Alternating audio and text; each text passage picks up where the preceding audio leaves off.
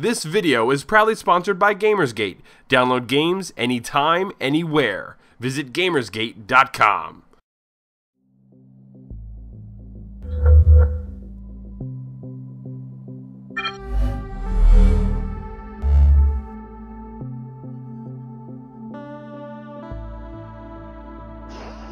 It's difficult to put into words, but it's painful to see a game not live up to your personal aspirations for it. Please don't be confused, dear viewers. That is not to say that Krater is a poor game. In many ways, Krater is absolutely brimming with awesomeness. But despite its many triumphs, there are still some rather significant setbacks that withhold it from the greatness of its ancestors.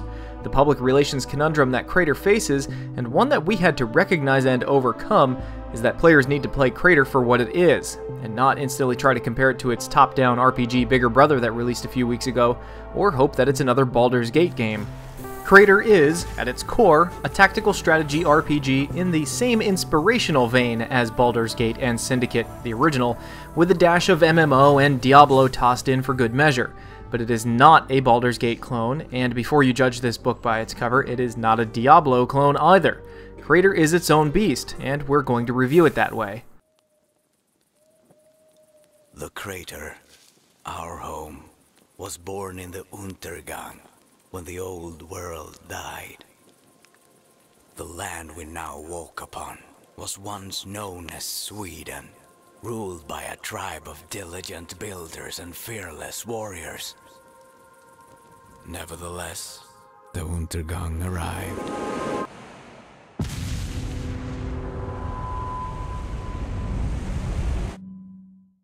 The sky and earth changed as billions died. Set in post-apocalyptic Sweden, players control a team of mercenaries as they travel around the realm of Krater and solve the issues of its denizens. You control a team of 3 mercenaries that you can mix and match from your roster of bruisers, which are tanks, medicus healers, regulator blasters, and slayers, which are scrappers. You begin your journey in the small village of Normalm, and as you grow in strength, you unravel the story and discover more and more small villages, complete with their own inhabitants and problems. The world of Krater is absolutely gorgeous. The game itself is no graphical powerhouse and won't push the effects of physics or lighting, but the execution of design is nothing short of award-worthy. Each town is bubbling with life and rebuilt using the pieces of former billboards and repurposed road signs. The character design is top-notch as well. While almost everyone wears a mask and a pair of goggles, they still manage to squeeze out a fair amount of personality. Enemy interactions happen in 2 different ways. They either attack you in the form of a random encounter on the world map, or you can go into one of the game's many dungeons and flush them out. Enemies drop salable loot, new weapons, gadgets, skill upgrades, or blueprints to build any of the aforementioned items using materials found in the environment. Your team will attack automatically if a baddie gets too close. Each character has 2 special abilities that can be continuously reused on a recharging hotbar, just like an MMO. Initially, you'll only need to use a few skills at a time, but as the game progresses, your fingers will be flying in an orchestra of keyboardy blurs to keep up with the action.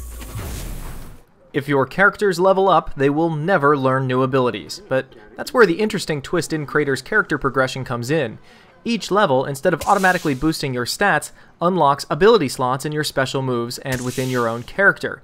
You can beef up your team with defense and offensive buffs, and you can mix and match abilities and test out their effects. For example, if you put a defense buff into a heal skill, anyone who is healed is also automatically given that defense buff. You can also attach healing or intelligent boosts to attack skills, and so on. And of course, as you travel, you find better and better buffs along the way. It's a rather clever system that makes for a very personal build of your mercenaries. The number of buffs you can instill into a character depends on your mercenary's level cap, and higher level caps can be found on the more expensive mercenaries. But the mercenary system is a window to one of the game's 2 large issues. First, the story feels detached from the player, which is most likely caused by the fact that there are no static characters that continually experience the story. There is no main character that the events happen to, and there is no player-made character to act as your avatar. Essentially, it makes it hard to insert yourself into the experience if you visit different towns using an entirely different set of characters. The story itself isn't the game's strong point, and this detachment only exacerbates the issue. Hey you! I love turtles! Secondly, the challenge in the game feels unbalanced. For large portions of the game, you'll breeze through your enemies, while other times you'll hit an unexpected difficulty wall that will result in you grinding for better gear, even at maximum skill level. But both of these issues may be overlooked depending on what type of gamer you are. Some people enjoy the grind and others don't play this type of game for the story. We, on the other hand, wanted to be more attached to the story, and we don't particularly care for the grind either. But we are happy to see that Fat Shark is working incredibly hard at improving the experience every step along the way, showing a level of commitment to their product generally unseen in modern gaming. They're listening very closely to their active community. For that, we tip our hat to them, and because of it, we're still excited for Pledge of the Matriarch. Krater is a beautiful, clever, and quirky game that will find its audience, but a few of its flaws will be a permanent hindrance to a good number of players. Considering its bargain price tag and the amount of genuine fun it delivered to us, we can definitely say that if you're still curious, it's worth trying.